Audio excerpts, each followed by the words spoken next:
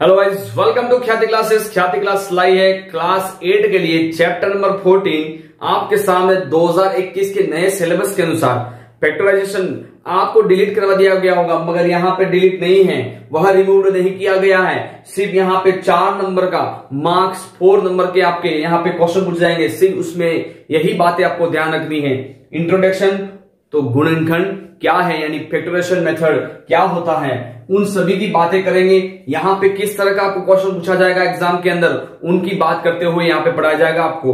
तो chapter number 14 class 8 के लिए बहुत ही बेहतरीन तरीके से आपके सामने सॉल्यूशन लाऊंगा मैं। बहुत ही अच्छा मेथड है मेरे पास। इंट्रोडक्शन बता रहा हूं, सबसे पहले देखेंगे इंट्रोडक्शन। मित्रों, इंट्रोडक्शन क्या होता है देखना, फैक्टराइजेशन में इंट्रोडक्शन क्या होता है, सबसे पहले उसकी बात करेंगे।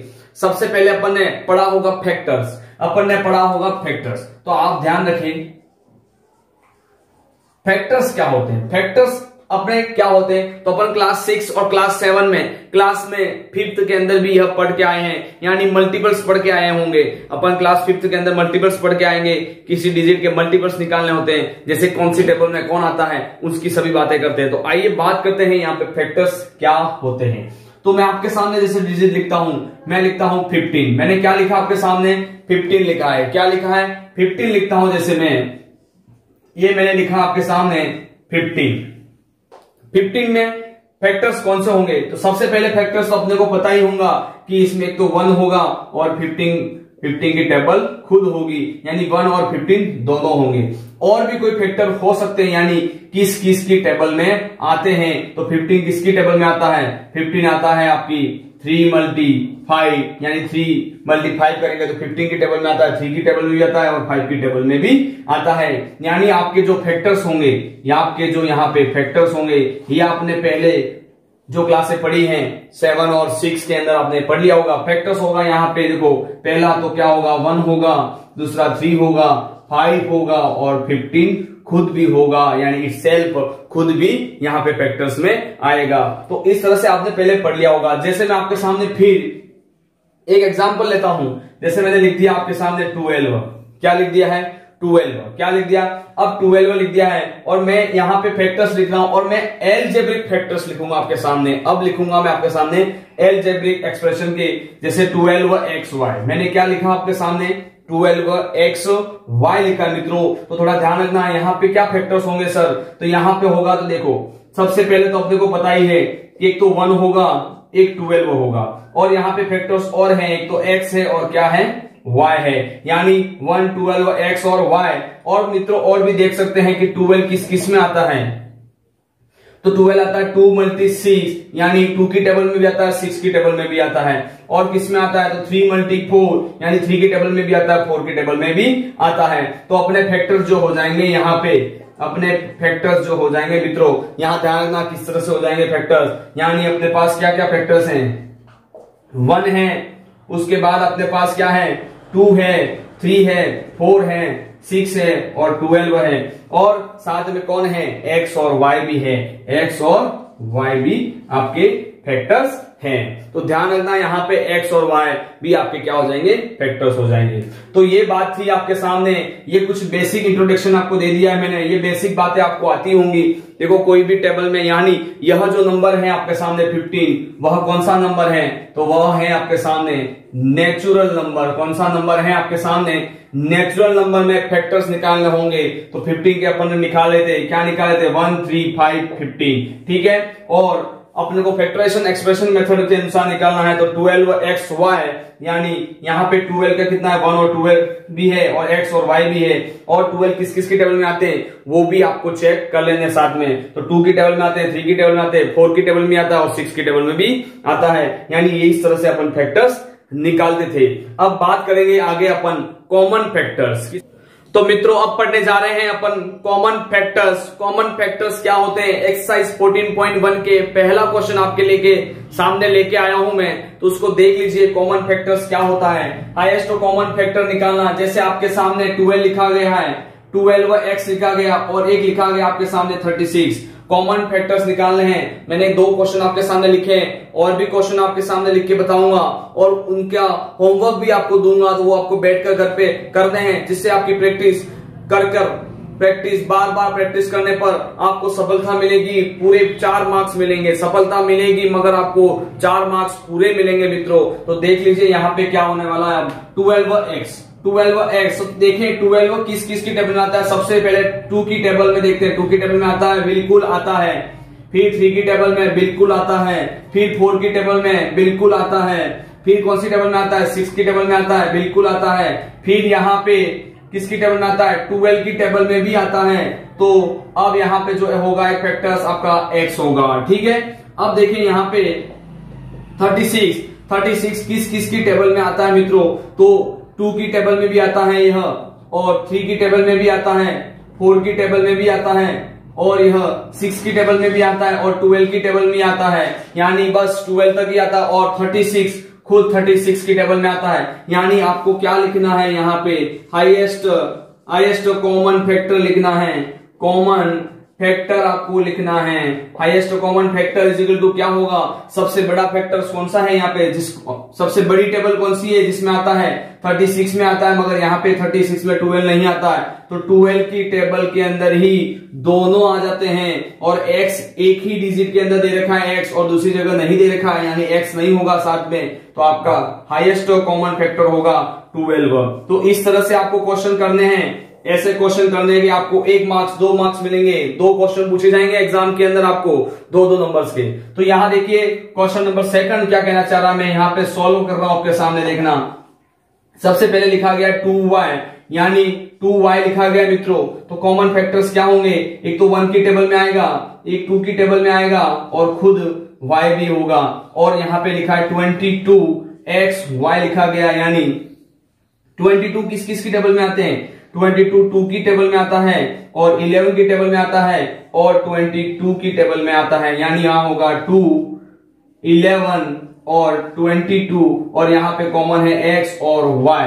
क्या है, x और y है, ठीक है। यहां पे फैक्टर्स होंगे x और y। अब देखो यहां पे हाईएस्ट कॉमन क्या दिख रहा है, एक तो मुझे यहां पे 2 दिख रहा है, दोनों के अंदर 2 आ रहा है, और एक क्या आ रहा है, y आ रहा है। यानी यहां पे भी लिखा जाएगा हाईएस्ट कॉमन फैक्टर आपका क्या होगा, आपको बिल्कुल समझ में आ गया होगा कि कॉमन फैक्टर्स क्या होगा। यहां पे होगा 2y होगा, क्या होगा, 2y होगा। इसके बाद जो नेक्स्ट क्वेश्चन फिर इसके हैं वो भी आपको थोड़े सिखा देता हूं।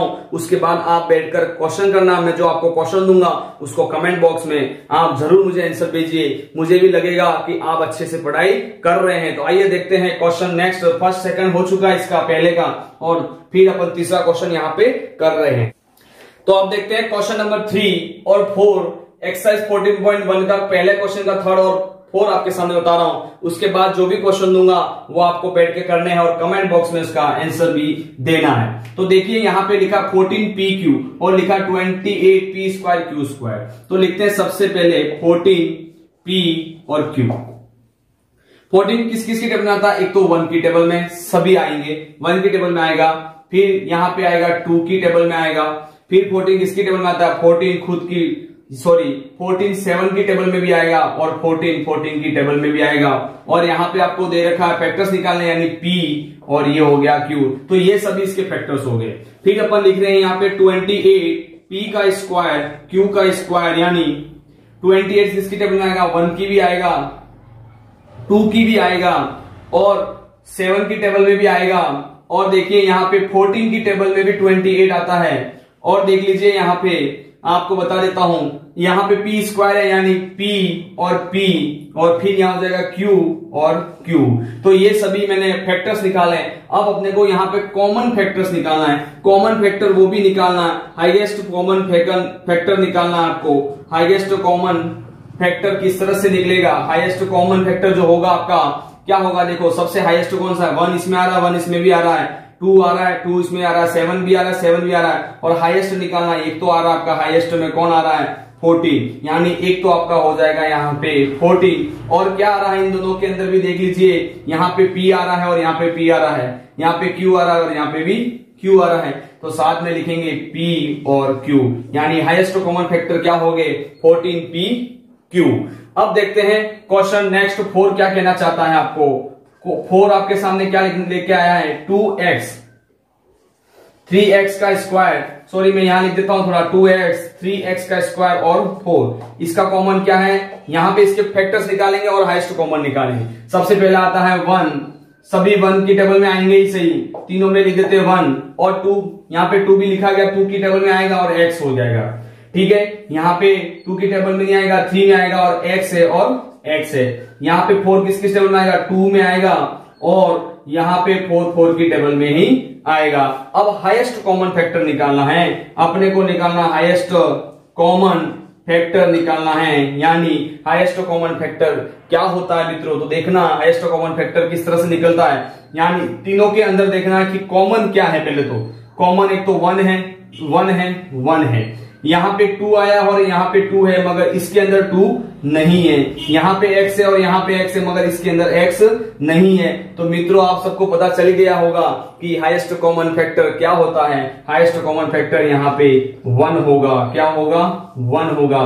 तो इसी तरह से आपको आंसर निकालने हैं, इसी तरह से आपके एग्जाम में क्वेश्चन आएंगे, जो आपके 2 नंबर का क्वेश्चन पूछेगा तो आपके आसान तरीके से हो जाएंगे। तो मित्रों मैं आपके सामने होमवर्क लेके आया हूं, यह आपका होमवर्क के रूप में आपको काम करना है। पहले अपनी नोटबुक में उतार लीजिए और सॉल्व कीजिए रब की नोटबुक लेकर, और उसके बाद आप कमेंट में मुझे आंसर देना नहीं भूले। आंसर आपको देना है कमेंट बॉक्स के अंदर, तो मुझे भी लगेगा कि आप अच्छे से स्टडी कर रहे हैं। तो यहाँ पे मैंने आपके सामने 4 क्वेश्चन बताए थे और मैंने 3 क्वेश्चन आपके सामने होमवर्क रखा है। पहला है यहाँ पे 6abc, फिर है 24ab स्क्वायर, फिर है 12a²b, और फिर सेकंड क्वेश्चन में है 16x³ और -4x³ और 32x। ठीक है, फिर तीसरा क्वेश्चन है 10pq, 20qr और 30rp। तो तीनों को अलग अलग निकालेंगे। अभी मैंने निकाला था आपके सामने 3 वाला आपके सामने निकाल के बताया था, क्वेश्चन नंबर 4 आपके सामने बताया था, उस क्वेश्चन से आप देखते हुए इसको भी कर सकते हैं। तो सभी का अलग अलग से निकालोगे तो आपको हाईएस्ट कॉमन फैक्टर आराम से निकल जाएगा, और highest common factor is equal to answer लिखकर आपको कमेंट में मुझे आंसर भेजना है मित्रों, तो मुझे भी लगेगा कि आप अच्छे से पढ़ाई कर रहे हैं। तो अब देखते हैं यहाँ पे आगे की कड़ी में अपन क्वेश्चन नंबर 2 ला रहा हूं, एक्सप्रेशन के अंदर क्वेश्चन किस तरह से होते हैं। बस यहाँ पे 2 क्वेश्चन बहुत ही इंपॉर्टेंट है मित्रों, दोनों पढ़ लिए यानी सभी काम आपका सक्सेस हो जाएगा। 4 नंबर आपके जेब में होंगे, 4 नंबर्स का होंगे आपके जेब में होंगे, आपके खाते में होंगे, यानी 80 नंबर का पेपर होगा तो आपके 4 नंबर रेडी हो जाएंगे। तो देखें क्वेश्चन नंबर 2 क्या कहना चाह रहा है। तो क्वेश्चन नंबर यहाँ पे 2 देख लीजिए, factorise the following expression. Question first कह रहा है 7x - 42 6p - 12q। इस तरह से आपको क्वेश्चन पूछेगा, और ये कह रहा है factorise the following expression. Expression पे ध्यान रखना, यहाँ पे एक्सप्रेशन क्या कहना चाह रहा है तो ध्यान रखना मित्रों। सबसे पहले लिखा मैंने 7x, तो इसको खोलेंगे तो क्या आएगा, 7 होगा, एक तो x होगा। ठीक है, फिर 42 को खोलेंगे तो किसमें आएगा, 2 होगा, एक 3 होगा और एक 7 होगा। तो देख लीजिए इसको किस तरह से करते हैं यहाँ पे। तो यहाँ पे कॉमन फैक्टर तो क्या हुआ, कॉमन तो आपके सामने दिख रहा है, तो यहाँ पे लिख देंगे अपन कॉमन फैक्टर, यानी कॉमन क्या हो गया आपके सामने, कॉमन तो हो गया 7। क्या हो गया, 7 तो कॉमन हो गया, यानी हाईएस्ट देखना है तो कॉमन क्या है, 7 है। अब देखिए यहाँ पे क्या करना है, factorise the expression following expression करना है, यानी 7x क्या आ रहा था, यहाँ पे आ रहा था 7 × x, और यहाँ पे क्या आ रहा है 2 × 3 × 7 आ रहा है। अब देखो इन दोनों के अंदर क्या कॉमन आपके सामने दिख रहा है, तो मुझे दिख रहा है इसमें 7 है और इसमें भी 7 है, तो 7 कॉमन आ जाएगा। और बॉक्स के अंदर क्या आएगा देखना, यहाँ पे यहाँ से बच गया x, और यहाँ से क्या बच गया 2 और 3, यानी 2 × 3 कितना हुआ 6, तो आपके सामने आ गया 7 × कोष्टक x - 6। तो इसी तरह से आपको आंसर निकालने हैं। तो क्वेश्चन सेकंड क्या कहना चाह रहा है, 6p - 12q, उसको भी देख लीजिए। 6p यानी 6p किसमें आएगा, तो 2 की टेबल में आएगा और 3 की टेबल में आएगा, और यहाँ पे हो जाएगा p, तो 2 × 3 = 6 हो गया और p। फिर अपने पास 12q है, क्या है 12 है, तो देखना 2 और 3, यानी 2 × 2 = 4, 4 × 3 = 12 हो जाएगा, और क्या आ जाएगा q। तो इसके अंदर पुट करेंगे अपन किस तरह से, 6p तो क्या है 2 × 3 × p, और माइनस करके 2 × 2 × 3 × यहाँ पे हो जाएगा आपका q। अब दोनों के अंदर कॉमन क्या दिख रहा है, तो 2 दिख रहा है और 3 दिख रहा है, 2 और 3 दिख रहा है, यानी 2 × 3 कॉमन आ गया, तो यहां से बचा कौन, P, और यहां से क्या बचा 2 और यहां बचा Q। ठीक है, 2 × 3 कितना होता है मित्रों, तो होगा 6 और यहां बचेगा P - 2Q। तो यही होगा आपका आंसर। इस तरह से आपको क्वेश्चन करने हैं मित्रों। Question number 2, factorise the following expression. Common factor और एक्सप्रेशन, दो क्वेश्चन बहुत ही इंपॉर्टेंट है इस साल के लिए, 2021 के लिए इंपॉर्टेंट है, लाभदायक 2021 के लिए है, और 2021 में 4 नंबर का है। यहाँ पे आपको आसान तरीके से सीखना है, इसको किस तरह से पढ़ना है वो सभी यहाँ पे बता दिया गया है, और कुछ होमवर्क भी दिया है क्वेश्चन नंबर 2 के ऊपर, 7a² + 14a। ठीक है, सेकंड क्वेश्चन दे रखा -16z + 20z³ और यहाँ पे थर्ड क्वेश्चन दे रखा है 20l² m + 30alm। दोनों में देखना किस तरह से कॉमन निकलेगा और क्या बचेगा फैक्टराइज। यानी ध्यान रखना मित्रों, बहुत ही आसान तरीके से आपको समझाया है। तो आपको अच्छा लगा है तो लाइक कीजिए, शेयर कीजिए और सब्सक्राइब करना नहीं भूले, और कमेंट कीजिए, क्योंकि कमेंट करोगे सभी क्वेश्चन का आंसर आप कमेंट में लिख देना, यानी मुझे पता चलेगा कि आप बहुत अच्छे से पढ़ रहे हैं और आपके 4 मार्क्स इस बार आपके खाते में होंगे। जय हिंद, जय भारत, ख्याति क्लासेस।